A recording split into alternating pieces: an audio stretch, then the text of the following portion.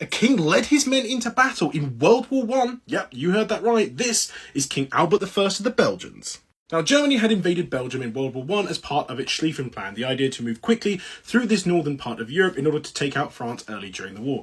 And we all know how that one turned out. And so in late 1914, King Albert I of the Belgians was both constitutionally and honour bound to lead his men into battle against the German invaders.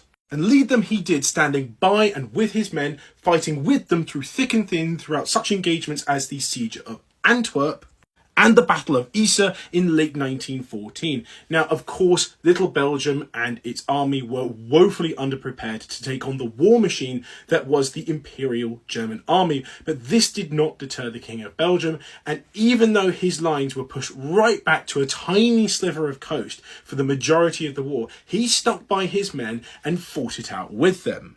The experience of the Belgian people throughout the war was beyond dreadful during the brutal German occupation of their territory, and the king felt it was only right that he share the burden of defending his homeland with his people. In fact, his entire family did. Not only did his wife enlist as a nurse, seeing to the injured soldiers on the front lines, but his son enlisted as a private in the Belgian army, not even as an officer. But it's clear that this up-close and personal fighting deeply psychologically affected him, because he adopted a very different attitude to the other leaders during the war. You see, he thought that when the peace process eventually came at the end of the war, that there should be no vanquished and no victors. And we know this from secret communications he was having with both the Central Powers and the Triple Entente.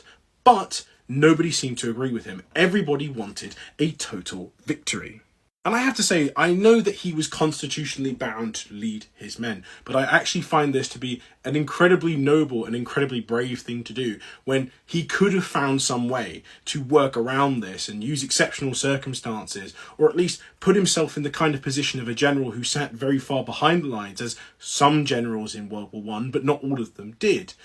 And instead he chose to fight up in front of his men. In fact, apparently he was on the front line so much, it's rumoured that German soldiers deliberately didn't fire at him because of the consequences they might experience from killing the king, because after all, he was actually the Kaiser's cousin.